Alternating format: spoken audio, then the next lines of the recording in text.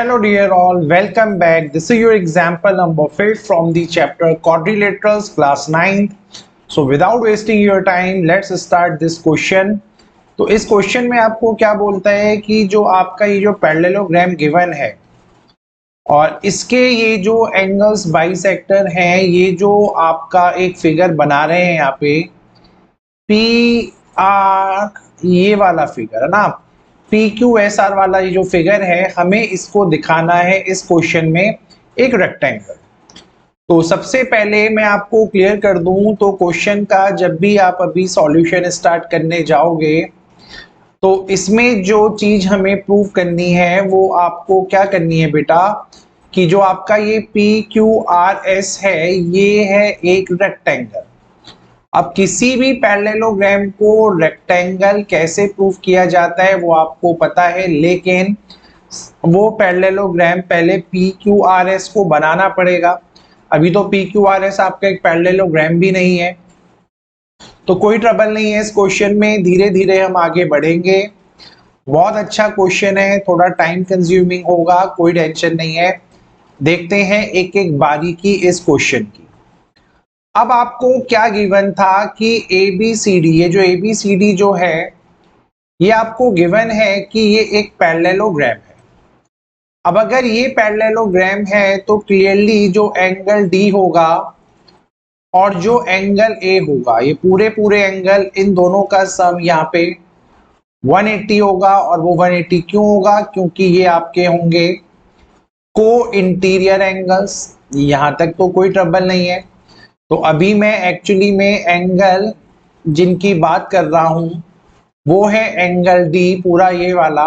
मैं इसकी बात की आपसे भी, और मैंने आपसे एंगल इसकी बात करी। इन दोनों का सम हो जाएगा 180। तो पहला तो ये चीज आपको पॉइंटर क्लियर होना चाहिए।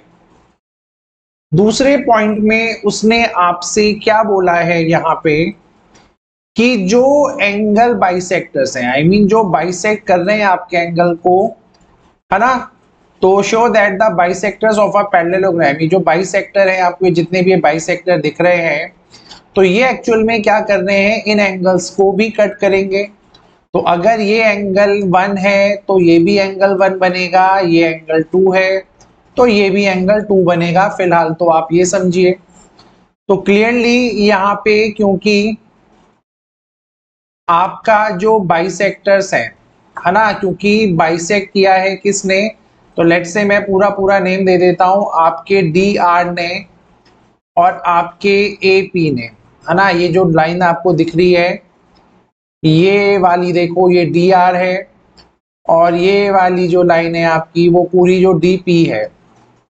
इन्होंने बाइसेक्ट किया है एंगल डी, है ना, और एंगल ए को रेस्पेक्टिवली, मतलब इन्हीं एंगल्स को अगर इसने बाइसेक्ट किया है तो क्लियरली मैं एंगल डी को लिख सकता हूं ट्वाइस ऑफ एंगल 1, और एंगल ए को मैं लिख सकता हूं ट्वाइस ऑफ एंगल 2, और इनका सम भी यहाँ पे 180 के बराबर आने जा रहा है।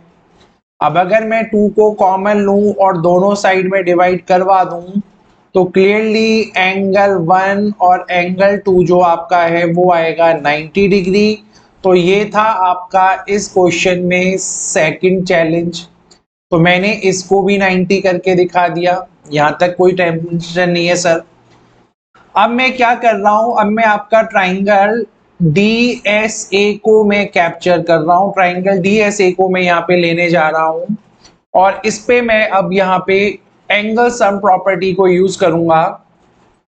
तो अगर मैं यहाँ angle sum property of triangle लगाऊं तो एंगल सम प्रॉपर्टी जो होती है, मैं यहाँ पे लिख देता हूं एंगल सम प्रॉपर्टी, अगर मैं लगाऊं ट्राइंगल डी एस ए में, इस डी एस ए में जो आपको यहाँ पे दिख रहा है, तो क्लियरली आप यहाँ क्या बोल सकते हो कि हमारा एंगल 1, हमारा एंगल 2 और ये जो हमारा एंगल एस है, इसका जो आंसर आएगा वो 180 के इक्वल आएगा। कोई चैलेंज नहीं है। तो यहाँ से एंगल 1 और एंगल 2 का वैल्यू अगर 90 था तो क्लियरली आप इसको जब यहाँ ले जाएंगे, 90 को यहाँ स्विच करेंगे तो एंगल एस की वैल्यू आ जाएगी 90 डिग्री। कोई चैलेंज नहीं है बेटा इस क्वेश्चन में, अभी तक आपको समझने में कोई डाउट हो भी नहीं रहा होगा। सिमिलरली अगर मैं देखूं तो सिमिलरली वर्ड यूज करके आपको यहाँ पे क्या करना है, सिमिलरली वर्ड यूज करना है ट्राइंगल सी क्यू बी।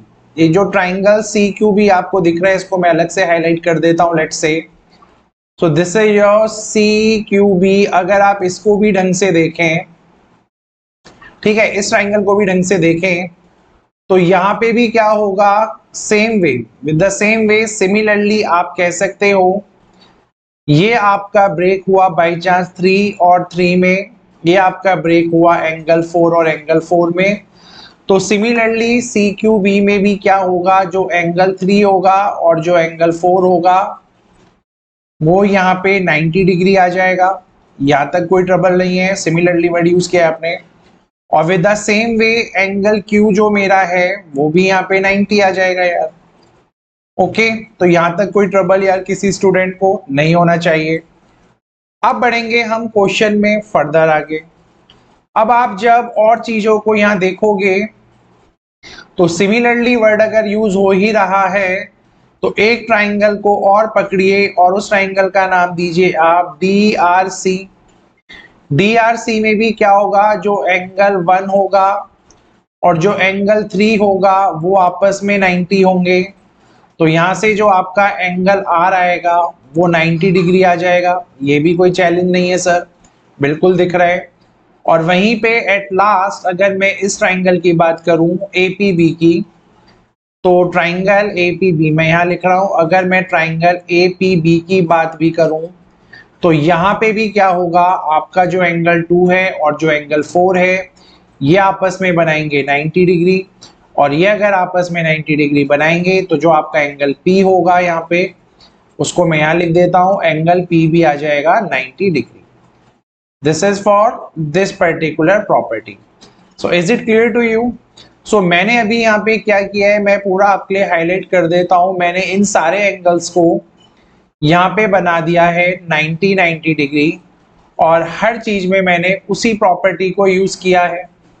तो यहां तक तो कोई ट्रबल नहीं होगा क्वेश्चन में। अब हम आगे बढ़ते हैं बेटा।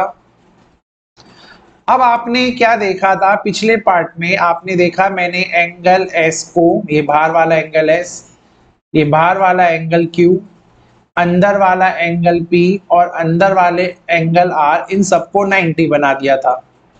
तो अगर मैं अब सॉल्यूशन में फर्दर उसी के कॉन्टिन्यूएशन में जाऊं तो मैं अब ये जो एंगल जिसको मैंने ये 90 बोला है इसको मैं इसके इक्वल करने जा रहा हूं और इसको मैं इसके इक्वल करने जा रहा हूं वर्टिकली अपोजिट एंगल से।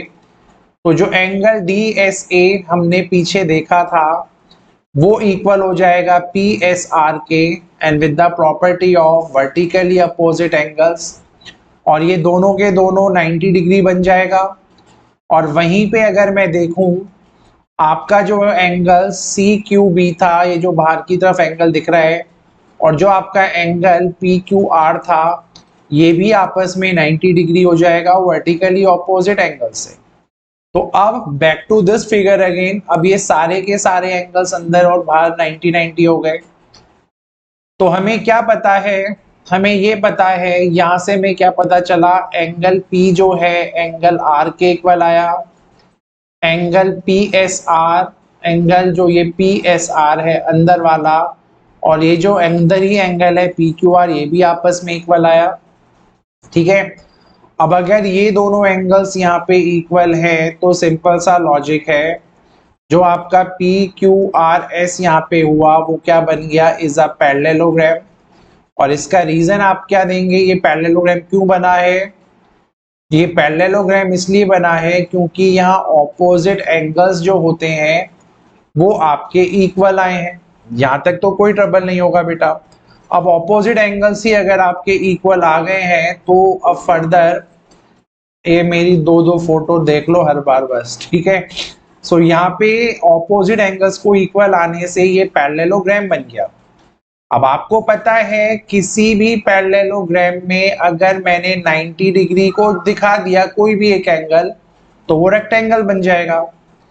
यहाँ पे क्योंकि angle PB, angle RB, angle SB और एंगल QB ये सारे के सारे 90 डिग्री ही हैं आपके, ये सारे के सारे 90 डिग्री ही हैं। सो इट शोज कि PQRS is a rectangle. Got it. तो हमें यही प्रूव करना था। तो प्रॉपर्टी आपको क्या लिखनी है? प्रॉपर्टी लिखनी है any parallelogram with one angle, कोई भी पैरेललोग्राम जिसका वन एंगल, एनी एंगल जिसका कोई भी एंगल अगर 90 डिग्री बन जाता है तो वो एक रेक्टेंगल का फॉर्मेशन ले लेता है। और यही हमें पता करना था इस क्वेश्चन में, ये आपने दिखाया है। सो फाइनली आपका ये रेक्टेंगल बन चुका है। ठीक है। सो होपफुली क्वेश्चन आप लोगों को समझ में आया होगा। It's very easy. तो PQRS को हमने यहाँ पे 90 डिग्री दिखा दी। Cover question is done.